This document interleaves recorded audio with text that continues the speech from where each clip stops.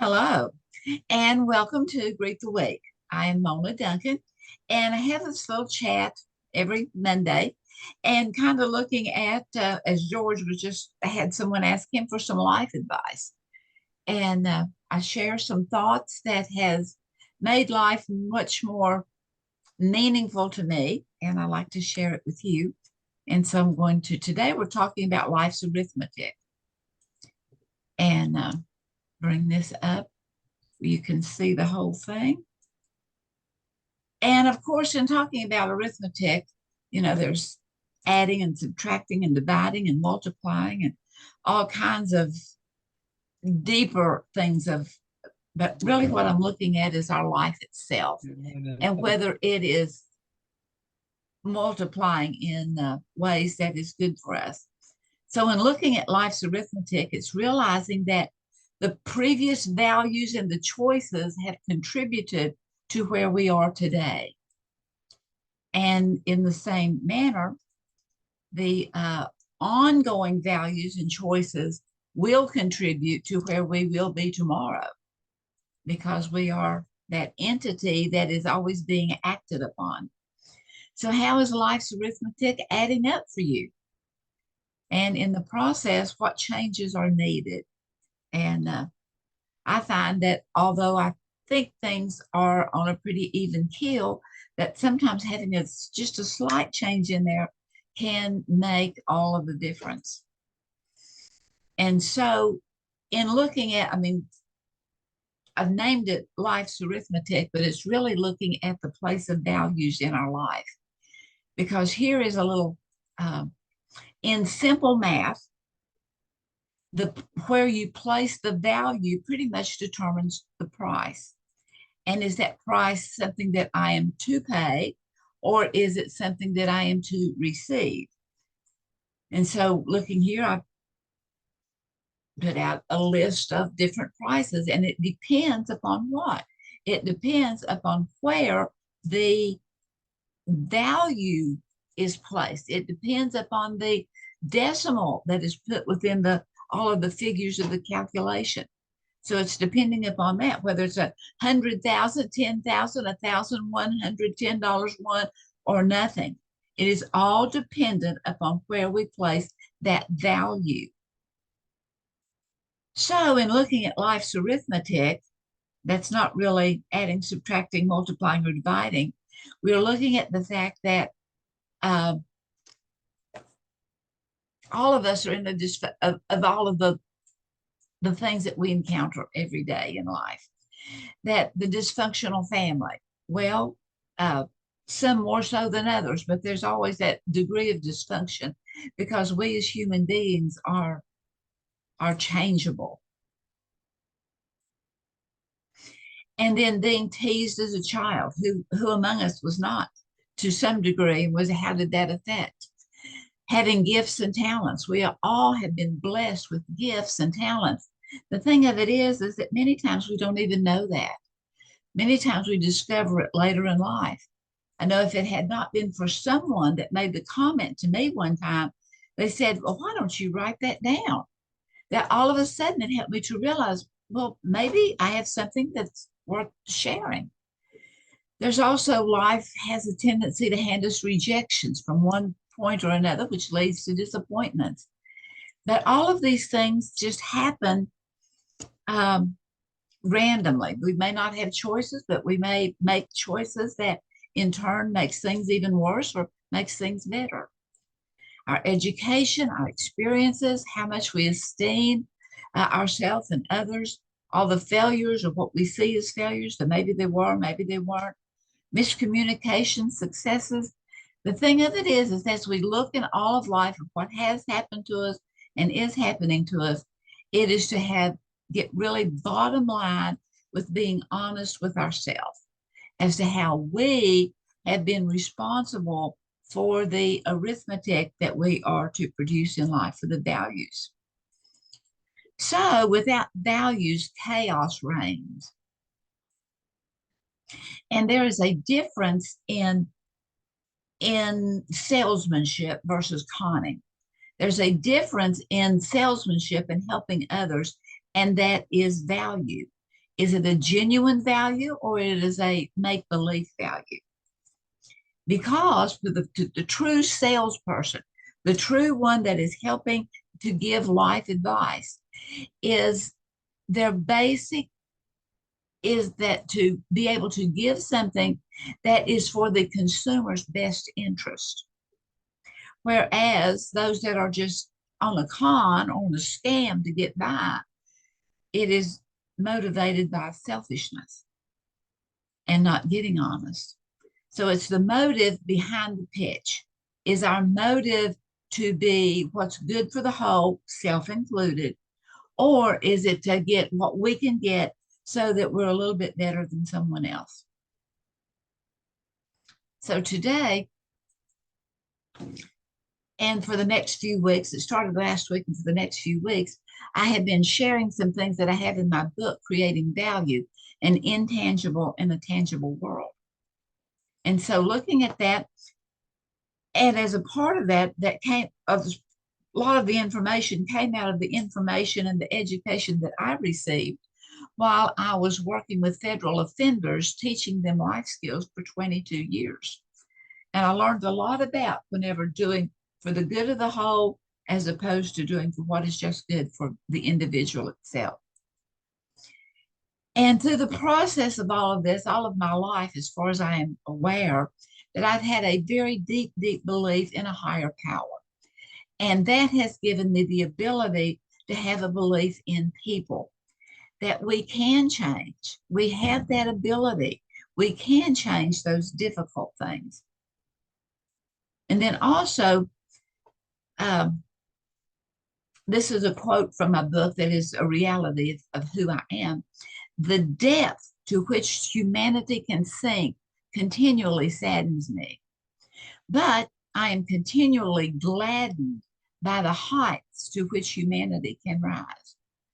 How that we can overcome, we can be at the bottom and we can rise above, that we have that ability each within us. And in teaching life skills. Well, sometimes people say, well, what is life skills? What kind of life skills do you teach? Well, I taught on realistic expectations, on how to have healthy relating, on managing time and money, handling social influences, on how to overcome those roadblocks that you think are there and you just can't go around them, you can't go over them, you can't go under them, how to overcome those things, how to appreciate authority. And I must tell you that working with the federal system, it was like no one or very few had an appreciation for authority and the why me. To improve thinking skills, to help you learn how to think, not what to think, how to, and anger resolution and learning to be successful. So a part of that goes hand in hand with some of the looking at some of the choice theory ethics that was developed by Dr. William Glasser. And these that I am sharing with you is not necessarily just what his ethics were, but some things that I have gleaned from learning about reality therapy and choice theory. And one is that we decide the choices that we make in life. We decide whether we will say yes to something or whether we will say no to something. And it is based on the amount of pleasure we receive or the amount of pain that is inflicted. And that pain does not mean that everything is painful. Does not mean that everything is pleasurable. We have a tendency to go with those yes or no's because deep inside, we are motivated like a moth to a flame. We are drawn toward pleasure and want as much good times and as much fun and as much power and greatness while trying to avoid as much pain and heartache and failure. But we need to learn to be able to balance that and manage that so that we can have that life of more pleasure than pain, and how to handle the pain whenever it does happen. We are always behaving. No matter what you do, we're always behaving. And sometimes that behavior is fairly goodly, and sometimes it is not quite so goodly. Sometimes our behavior may be quite, well, not so goodly, and that all behavior is purposeful. And again, that's one of those things we may not realize. We need to wake up and think about, oh, why did I just do what I did? What I did? Why did I say that? Sometimes we may even surprise ourselves about our anger or our comebacks. But as we realize that that behavior at the moment, it may have been a little bit distorted. It may have gone back to the conning instead of the for the best interest. But however we responded, it was purposeful for us in our moment, whether we were seeing it. We may have been seeing the demote. In making arithmetic, you need to look and see if it's a plus sign or a minus sign. And so sometimes our behavior, we may not be able to look at our behavior to see if what we were really receiving was a plus sign or a minus sign or a multiple sign or a that greed instinct is never satisfied. That greed, because we are such needy people, and it's okay to be needy, but it is not okay to be so needy that that greed instinct is never satisfied, and there always has to be more and more and more. A need that cannot be denied is that life matters. No matter how much we may want to deny, oh, I don't need them, I don't need that, I don't need that person, I don't need a job, I don't need this. We do have a need that cannot be denied, and that is the fact that we, as a human being on planet Earth, matter. And also that there are no failures, only lessons. But what is that lesson trying to teach us? And it may have been painful, it may have been pleasurable, but yet in the long run, what is that lesson trying to teach us?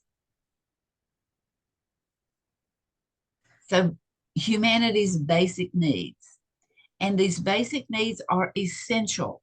They are requirements, and they are superior to what we want. And we have a want there, but a need is superior to a want. And so we have 5 basic needs. We have the need to survive, to keep on breathing, to wake up tomorrow and tomorrow and tomorrow and tomorrow. I took the time yesterday to really read the paper, and it's so sad, so sad, so sad, many, many things. So in that need to survive, many times we harm others out of greed, anger, and selfishness. And that's certainly going on in our world today, 2 major wars, as well as other. Sometimes we harm others out of greed, anger, or selfishness. Sometimes we harm others out of grace, out of caring, and out of keeping others safe. But in looking at life and how that very statement applies seemingly in both directions, that sometimes we can harm others out of greed, but sometimes we can harm others out of grace. And I'm talking about those that are out there to be genuine helpers, to help other people get along, to help them survive, to have peace instead of wars, to have rebuilding rather than diversity. So you also have the need to love and to be loved. And you see that that is reciprocal. Not only do we need to love someone, some others, but we need to be loved. And it's a need, and having that need is okay, but not being so needy that we harm someone in order to try to get that what we need. We also have the need for purpose or to matter, to learn and to contribute. We have a need for freedom, to make up our own decisions, to make our own choices. But that also includes being responsible for the choices that we make. And then we have the need for fun. And sometimes people think, oh, I mean, that's just a part of life. But we have that need for life. And the more fun we can have, the more we are apt to be able to learn things, even if it's difficult. So sometimes our math needs to be corrected, but it's not really adding, subtracting, it's looking deep down inside and doing some self-evaluation. As darkness is the absence of light, so destructive behaviors are the absence of life-producing values. And so it's just looking at and thinking about, is what I'm doing, is it bringing light or is it bringing darkness? Is it for the good of the whole or is it just for me and my only? And how, and notice that how is in parentheses, it's in italics. It is how one achieves is of more value than what one achieves. It's the way that we achieve it. Do we achieve it along the guidelines of responsibility? Or do we achieve it along the guidelines of being criminal, of being sneaky, of seeing what we can get? Then to satisfy the need for power, we must find a way to be helpful. It's that it's not power over, it's power with, and it's power for. Actions may be deemed acceptable until they are out of control. And sometimes we may think, well, I'm doing just what I was taught and how to add this up or how to subtract it or how to multiply or how to divide. And it may seem acceptable until it's out of control, until we realize, oh no, I am doing things that's causing more harm than pain. That is not for the good of the whole. And we have that ability because the answers are within. So change is an inside job.